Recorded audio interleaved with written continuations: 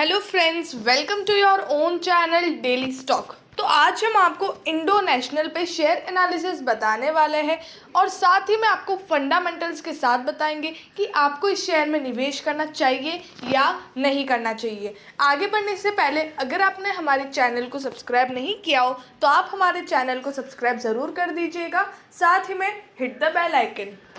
तो सबसे पहले अगर मैं यहाँ पर आपको एजेंडा बताऊँ कि आज हम किस किस टॉपिक पे बात करने वाले, तो सबसे पहले मैं आपको कंपनी का प्रोफाइल बताऊंगी, उसके बाद कंपेयर करूंगी इसके पीयर्स के साथ, इसके कॉम्पिटिटर्स के साथ। देन क्वार्टरली रिजल्ट का एनालिसिस करेंगे, प्रमोटर होल्डिंग्स की बात करेंगे कि कितना किसके पास है, कितना स्टेक किसके पास है, एंड एट लास्ट हम बात करेंगे कि शेयर प्राइस चार्ट कंपनी की हाल फिलहाल क्या है और 5 ईयर क्या है, उन सब पे। Let's begin. तो सबसे पहले इंडो नेशनल की बात करें तो ये मैन्युफैक्चरर है और मार्केटिंग करता है उसकी batteries, torches, LED products, emergency power backup products, mosquito beds and other electrical goods. तो कंपनी ये सारी चीज़ें मैन्युफैक्चर करता है। हाल फिलहाल यहाँ पर ऐसा कुछ भी नहीं है कि ये कोई लीडिंग कंपनी है या किसी कोई चीज़ में लीडर है, ऐसा कुछ भी नहीं है। नॉर्मली ये मैन्युफैक्चर करता है इन सब प्रोडक्ट्स की। अब यहाँ पर बात करें मार्केट कैप की, तो ये 368 करोड़ का इसका मार्केट कैप है। तो ये स्मॉल कैप कंपनी है। अगर आप इसका इंडस्ट्री का स्टॉक का जो प्राइस टू अर्निंग रेशियो देखेंगे तो वो 13.6 और इंडस्ट्री का पीए 13। तो ये आपको इंडस्ट्री के प्राइस के अगर वैल्यूएशन पे उसी पे आपको मिल रहा है, ना ज़्यादा महंगे प्राइस पे ना कम प्राइस पे। बुक प्राइस की बात करेंगे तो 338 है और यहाँ पर अगर आप प्राइस टू बुक वैल्यू देखेंगे तो वो 1.45 है। 1.45 टाइम्स पे ही आपको ज़्यादा प्राइस पे मिल रहा है, क्योंकि करंट प्राइस जो इसकी अभी है वो है 490 रुपीज़ है। डेट अगर आप देखेंगे तो 106 करोड़ का है, लेकिन इतना ज़्यादा डेट नहीं है। वो हम कैसे पता करेंगे? डेट टू इक्विटी रेशियो सिर्फ 0.42 ही है। तो यहाँ पर जो डेट है वो कंपनी के पास ज़्यादा नहीं है, लेकिन इंटरेस्ट कवरेज रेशियो देखेंगे तो वो 4.91 है। इंटरेस्ट पे करने की कैपेबिलिटी कंपनी की ठीक ठाक है।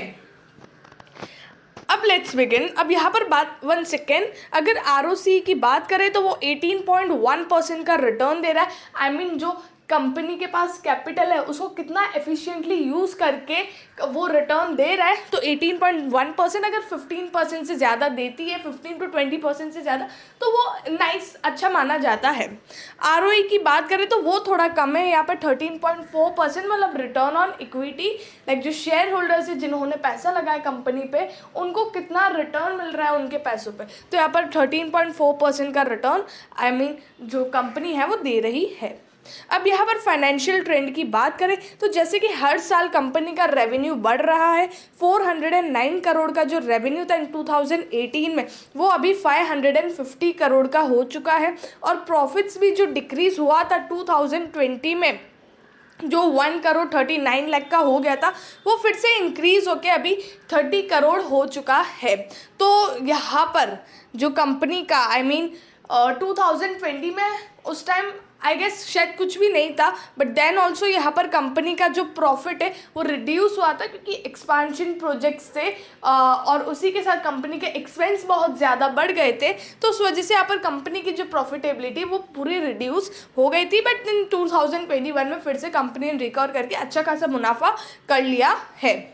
अब यहाँ पर क्वार्टरली रिजल्ट की बात करें तो वो इतने ज़्यादा अट्रैक्टिव नहीं है, क्योंकि सितंबर में अगर देखें सेल्स तो वो 113 करोड़ के सेल्स था। दिसंबर में यहाँ पर और भी डिक्रीज हो गया, 109 करोड़, देन 91 करोड़, देन 75 करोड़। तो यहाँ पर सारे क्वार्टर में सेल्स रिड्यूस हो रहे हैं। एंड आफ्टर दैट सितंबर में फिर से देखें तो 108 करोड़ का सेल्स किया। तो अगर ईयर ऑन ईयर बेसिस पे भी देखें तो कंपनी का यहाँ पर रेवेन्यू रिड्यूस हुआ है। और प्रॉफिट आफ्टर टैक्स देखेंगे तो जो 11 करोड़ का प्रॉफिट था वो 7 करोड़ का हो गया है। तो ओवरऑल कंपनी की जो प्रॉफिटेबिलिटी वो रिड्यूस हुई है और जो रेवेन्यू है वो भी रिड्यूस हुआ है। तो क्वार्टरली रिजल्ट्स अच्छे नहीं हैं।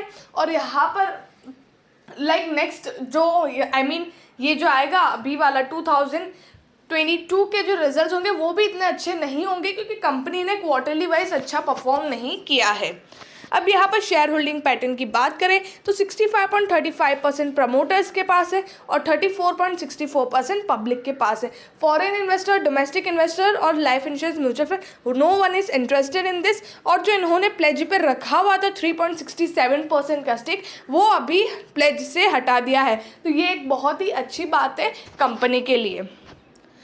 पीयर्स की बात करें, अगर ड्राई सेल्स इंडस्ट्री या इस सेक्टर में अगर आपको देखना है तो ये 4 कंपनी को आप देख सकते हैं, Eveready industry, HBL power system, Indo National और पैनासोनिक एनर्जी। तो ये 4 कंपनी है। अगर आप इनसे कंपेयर करके अगर आपको इस सेक्टर में लेना हो, और भी बहुत सारी कंपनी है, यहाँ पर हमने 4 कंपनी ली है। अब यहाँ पर एटलास बात करते हैं मार्केट प्राइस की, तो 5 ईयर हाई है 641.20 रुपीज़, बट फ्राइडे को, नॉट फ्राइडे बट मंडे को ये शेयर था 491 रुपीज़ का, 2.97% अप, 14.15 रुपीज़ अप। तो अगर आपको लॉन्ग टर्म पर्सपेक्टिव से भी अगर आपको देखना है तो इस शेयर को ले सकते हो, क्योंकि आप इसका लो अगर आप देखें तो 476 का है और हाई देखें तो 504 का है। तो ये स्टॉक वॉलेटाइल भी है, अगर आपको ट्रेडिंग पर्पज से भी देखना है तो आप इस शेयर को देख सकते हैं। और ये अपने 5 ईयर हाई से भी कम कम प्राइस पे ट्रेड हो रहा है। और कंपनी में बस यही है कि क्वार्टरली जो रिजल्ट्स है कंपनी के वो अच्छे नहीं थे, अगर वो फिर से रिकवर कर जाते हैं तो वो एक अच्छी बात होगी।